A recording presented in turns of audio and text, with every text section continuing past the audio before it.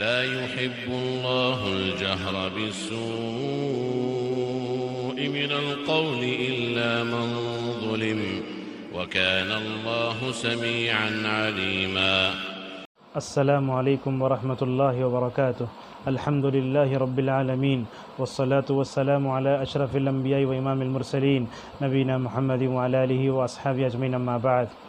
حضرت و خواتین معزز ناظرین، اللہ تبارک و تعالیٰ سے ہماری دعا ہے کہ اللہ تعالیٰ ہماری عبادتوں کو قبول فرمائے اور بقیہ رمضان کی مبارک گھڑیوں کو صحت و عافیت گزارنے کی توفیق عطا فرمائے. آج چھٹی تراویح ہم نے پڑھی ہے اور انشاءاللہ چھٹے پارے لا یحب اللہ جس کو کہا جاتا ہے اس پارے کا خلاصہ انشاءاللہ ہم آپ کے سامنے پیش کریں گے. معزز حاضرین، لا یحب اللہ سے لے کر مکمل تقریباً 3-4 صفحے تک جو ہے سورہ نساء کی کچھ آیتیں ہیں. انشاءاللہ پھر سورہ مائدہ آئے گا اور مائدہ کا نزول کیا ہے، مقاصد کیا ہیں، اسباب نزول کیا ہے، انشاءاللہ وہ بیان کر کے چھٹے پارے کے آخر تک جو ہے سورہ مائدہ کے جو مضامین ہیں ان مضامین سے اہم چیزوں کی ہم تشریح کریں گے. سب سے پہلے اللہ تبارک و تعالیٰ نے بتایا کہ اہل کتاب جو نبیوں پر ایمان لاتے ہیں تو گویا وہ تفریق کرتے ہیں. حقیقی مومن جو ہوتا ہے وہ نبیوں پر ایمان لاتے ہوئے کبھی تفریق نہیں کرتا. لہذا اللہ تبارک و تعالیٰ نے سورہ بقرہ میں کہا لا نفرق بین احد من رسلہ، کہا کہ ہم رسولوں میں تفریق نہیں کرتے، یہ نہیں کہتے کہ فلاں رسول افضل ہے، فلاں رسول ویسا ہے. تو لہذا تنقید نہیں کرتے اور ایک دوسرے کی جو ہے شان میں تنقید بھی نہیں کرتے. معزز حاضرین، یہودیوں نے رسولوں میں تفریق کی. گویا انہوں نے کہا کہ موسیٰ ہمارے لیے آخری نبی ہیں، تورات ہمارے لیے آخری کتاب ہے، لہذا انہوں نے یہ بنی اسرائیل کے آخری پیغمبر حضرت عیسیٰ کو ٹھکرایا. بلکہ انہی آیتوں کو پڑھنے سے معلوم ہوتا ہے کہ عیسیٰ کو اور مریم پر بھی انہوں نے مکمل طور پر نعوذ باللہ جو ہے بہتان باندھا. جیسا کہ فرمایا وَقَوْلِهِمْ عَلَى مَرْيَمَ بُهْتَانًا عَظِيمًا، کہا کہ مریم زانیہ ہے نعوذ باللہ اور اس سے پیدا ہوا عیسیٰ علیہ السلام زنا کا بچہ ہے. اس طریقے سے یہودیوں نے جو ہے نبیوں میں تفریق کرتے ہوئے رسول اکرم صلی اللہ علیہ وسلم کی نبوت کو بھی ٹھکرایا. چنانچہ اللہ تبارک و تعالیٰ نے کہا فَلَمَّا جَاءَهُم مَّا عَرَفُوا كَفَرُوا بِهِ. معزز حاضرین، رسول اکرم صلی اللہ علیہ وسلم کے زمانے میں حضرت موسیٰ اور جو ہے حضرت محمد صلی اللہ علیہ وسلم کی افضل ہونے کے بارے میں جو ایک مرتبہ جھگڑا ہوا. بخاری کی حدیث ہے 3450 اور مسلم میں حدیث ہے 2377 پر 3. راوی یہ حدیث کہتے ہیں کہ یہودی ایک مرتبہ مدینے کے بازار میں کچھ بیچ رہا تھا. اس نے کہا لا والذی اصطفى موسیٰ علی البشر، یعنی اس نے کہا کہ موسیٰ افضل ہیں جو ہے تمام انسانوں میں. انصار نے جب یہ سنا تو انہوں نے جو ہے غیرت میں آ کر تھپڑ مار دیا اور جو ہے دونوں لڑتے ہوئے چنانچہ نبی کریم صلی اللہ علیہ وسلم کے پاس پہنچے. اور وہ جانے سے پہلے جو ہے اس انصاری صحابی نے کہا کہ نبی زندہ ہیں پھر تم یہ بات کہتے ہو. چنانچہ نبی صلی اللہ علیہ وسلم کے سامنے جو ہے غصہ ہوا. چنانچہ آپ صلی اللہ علیہ وسلم نے جو ہے مکمل اس طور پر جو ہے اللہ کے نبی صلی اللہ علیہ وسلم غصہ آیا. الحدیث میں الفاظ آتے ہیں غضب النبی صلی اللہ علیہ وسلم. آپ نے اس موقع پر فرمایا لا تفضلونی بین انبیاء اللہ، کہا کہ میرے ہوتے ہوئے تم لوگ موسیٰ اور محمد صلی اللہ علیہ وسلم کے افضل مفضول کے بارے میں جھگڑتے ہو، ایسا مت کرو. فَإِنَّهُ يُنفِخُ فِي الصُّورِ فَأَكُونُ أَوَّلَ مَنْ بُعِثَ، کہا کہ سب سے پہلے قیامت کے دن مجھے ہی اٹھایا جائے گا اور میں ہی جو ہے جب اٹھوں گا قبر سے اس کے بعد میں دیکھوں گا کہ حضرت موسیٰ علیہ السلام عرش کے جو ہے پکڑے ہوئے ہیں. معزز حاضرین، بنی اسرائیل زیادہ شرارت کرتے تھے اور زیادہ سوالات بھی کر کے انہوں نے مکمل طور پر جو ہے پریشانی نبی کریم حضرت موسیٰ علیہ السلام کو پریشان کیا. اللہ نے کفار مکہ سے کہا کہ اے کفار مکہ، تم نبی کو ویسے ہی پریشان کرتے ہو جیسا موسیٰ علیہ السلام کو بنی اسرائیل نے پریشان کیا تھا. تو اللہ تبارک تعالیٰ نے اپنی قدرت کا جو ہے اظہار کیا. کیا کہا وَإِذْ نَتَخْنَا الْجَبَلَ فَوْقَهُمْ كَأَنَّهُ ظُلَّ، اللہ نے ان کے اوپر پہاڑ کو لٹکایا. جیسا کہ فرمایا وَرَفَعْنَا فَوْقَهُمُ الطُّورَ، ہم نے ان کے اوپر پہاڑ کو لٹکایا. تو لہٰذا یہ کرونا وائرس جب سے آیا ہم دیکھتے ہیں کہ ساری دنیا ترقی یافتہ ممالک میڈیکل سائنس اور جو ہے اپنے آپ کو سپر و طاقت رکھنے والے کہنے والے اس نہ دکھنے والے وائرس کے بارے میں بڑے پریشان ہیں.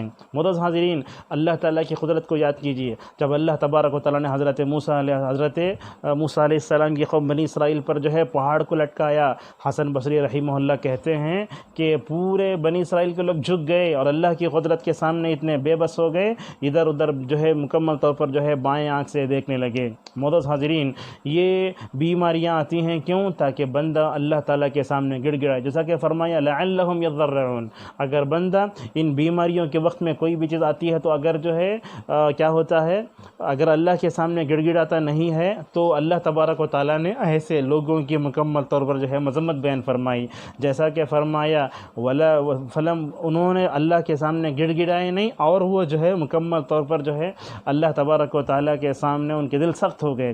معزز حاضرین، ان آیتوں میں ہم یہ بھی دیکھتے ہیں یہودی لعنت کا کیوں شکار ہوئے، لہذا ہم نے تقریباً یہاں جو ہے 13 اسباب ذکر کیے ہیں کہ یہودی اللہ تبارک و تعالیٰ کی لعنت کے کیوں شکار ہوئے۔ سب سے پہلی بات یہ ہے کہ ہفتے کے دن اللہ نے ان کو تعظیم کرنے اور عبادت کرنے کا حکم دیا، لہذا انہوں نے اللہ کی طرف سے ملنے والے تعظیم کے اس دن کی پامالی کی تو ایلا کے یہودیوں کو اللہ تبارک و تعالیٰ نے بندر بنا دیا اور جو ہے خنزیر بنا دیا تھا۔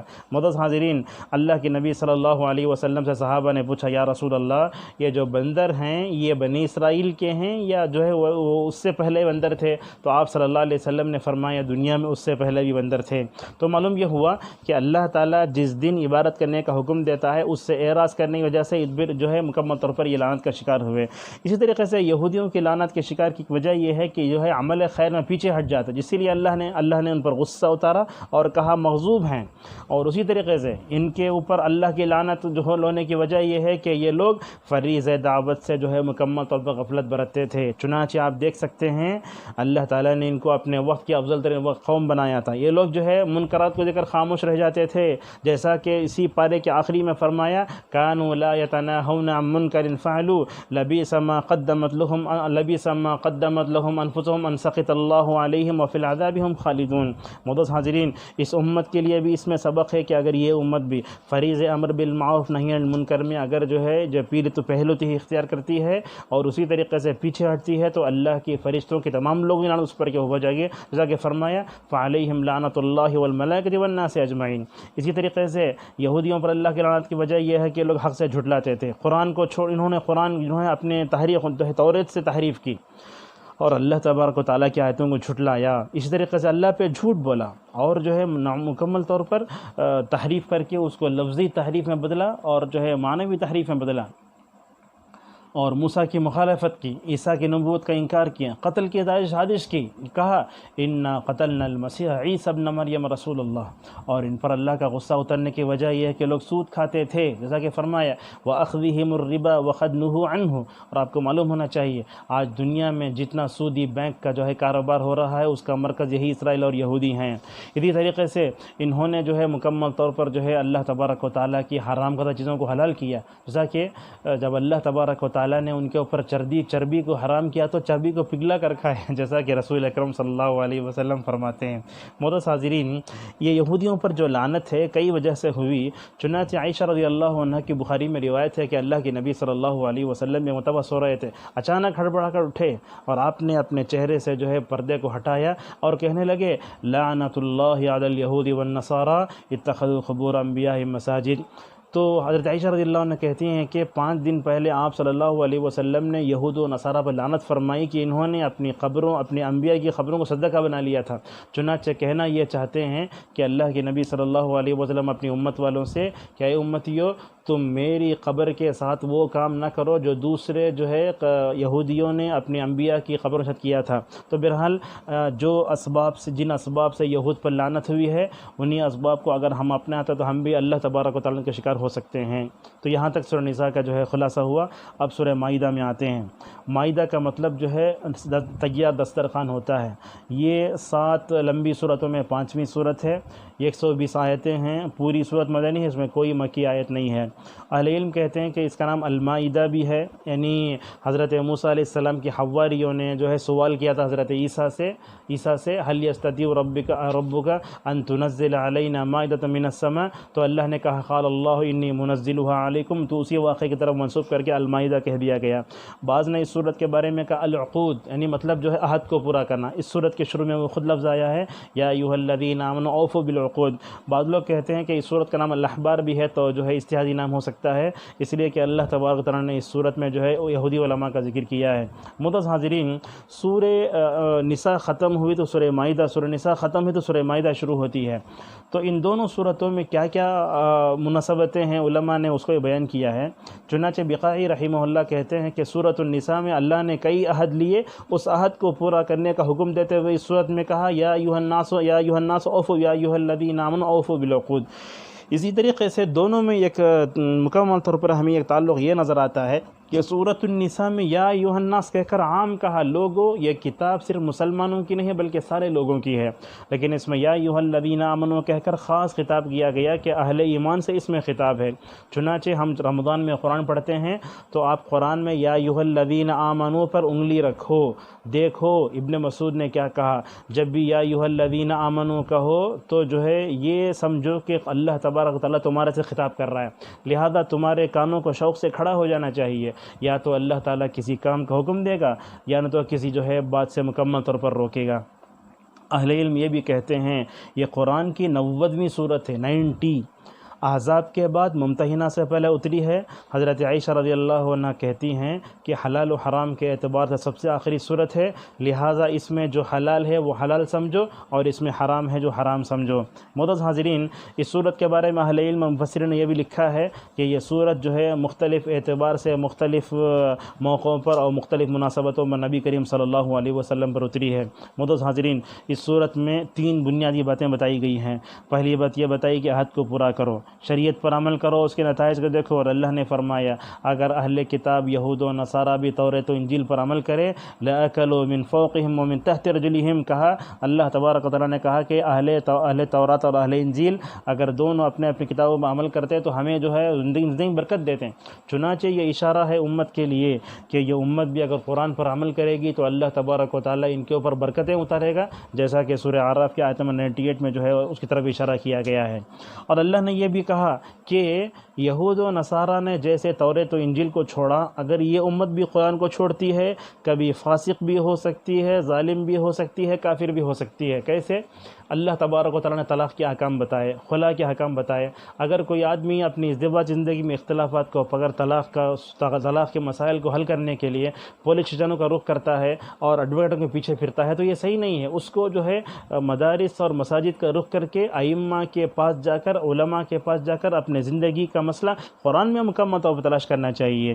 معزز حاضرین، اس طریقے سے اللہ تبارک نے اس صورت میں حکم دیا کہ جو ہے انصاف سے کام لو، اور کہا کہ عہد توڑو۔ عہد توڑنا نہیں چاہیے بلکہ عہد توڑنے کی مذمت بیان کرتے ہوئے بنی اسرائیل کی بری مثال بیان کی۔ معزز حاضرین، اس صورت میں اللہ تبارک و تعالیٰ نے دوسری بات یہ بتائی کہ یہود و نصارہ سے دوستی نہ کرو۔ یاد رکھیں قرآن میں جن دشمنان اسلام کا ذکر ہے اس میں 4 ہیں قرآن میں۔ سب سے پہلے کافر و مشرک ہیں۔ اللہ نے فرمایا یا ایھا الذین آمنوا لا تتخذوا الکافرین اولیاء من دون المؤمنین، یہ جو ہے کافروں کے بارے میں ہے۔ اسی طرح سورہ ممتحنہ میں کہا یا ایھا الذین آمنوا لا تتخذوا عدوی وعدوکم اولیاء تلقون الیہم بالمودہ۔ اسی طریقے سے یہودیوں کے بارے میں دوستی نہ کرنے کا حکم دیتے ہوئے کہا یا ایھا الذین آمنوا لا تتخذوا الیہود والنصارى اولیاء۔ اسی طریقے سے جو ہے نصارہ کے بارے میں خود کہا۔ اور منافقین یہ چوتھے ہیں، تو پہلا کافر و مشرک ہیں، دوسرا یہود ہیں، تیسرا نصرانی ہیں، چوتھا جو منافقین ہیں۔ چنانچہ اللہ نے ان کے بارے میں کہا ہم العدو فاحذرهم قاتلهم اللہ ان فکون۔ معزز حاضرین، یہود و نصارہ سے دوستی نہیں کرنا چاہیے، بات بھی یاد رہنا چاہیے ہمیں دینی اعتبار سے دوستی رکھنے سے منع کیا گیا، ان کی تہذیب میں مشابہت اختیار کرنے سے منع کیا گیا، ورنہ دنیاوی اعتبار سے تجارت کرنے کے اعتبار سے ان سے اچھے اخلاق رکھ کر ان تک اسلام پہنچانے میں کوئی حرج نہیں ہے۔ اللہ کے نبی صلی اللہ علیہ وسلم کے انتقال کے دن قریب ہیں۔ آپ صلی اللہ علیہ وسلم نے اپنے ایک زرہ جو ہے جنگی جو زرہ بھی جس کو پہنتے تھے 30 سا کھجور کے جو ہے جو کے بدلے میں یہودی کے پاس آپ صلی اللہ علیہ وسلم رکھی۔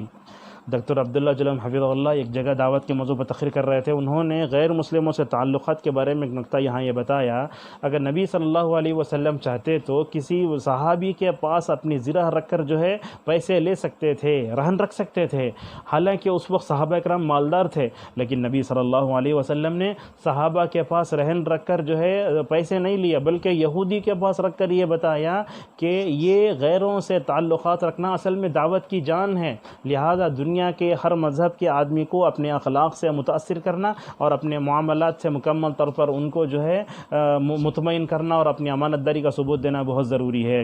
لہذا نبی صلی اللہ علیہ وسلم نے زرہ رکھ کر یہ بتایا کہ یہودی ہو سکتا ہے ہمارے دشمن ہوں، مگر دنیاوی اعتبار سے ان تعلقات رکھے جا سکتے ہیں. معزز حاضرین، دنیا میں کوئی بھی آدمی ہمیں نظر آتا ہے تو وہ نبی کی امت ہے، وہ خونی رشتہ ہے ہمارا ان سے.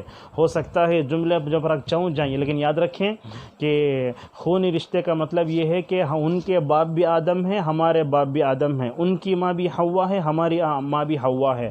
لہذا اس اعتبار سے مکمل طور پر جو ہے خونی رشتہ ہمارا ان سے ظاہر ہوتا ہے. اور یہ بات یاد رکھیں، غیر مسلموں سے، کافروں مشرکین سے، یہودی نصرانیوں سے دوستی کرنے کا حکم کیا ہے، اس بارے میں ہمیں اسلام نے جو ہے متوسط اور معتدل جو ہے حکم بتایا.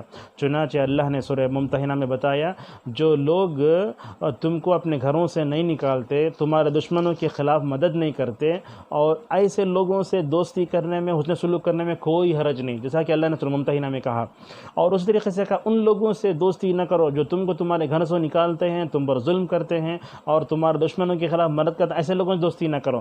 لہٰذا اس دنیاوی دینی اعتبار سے دوستی کے اس معاملے کو اچھی طریقے سے سمجھنے کی ضرورت ہے.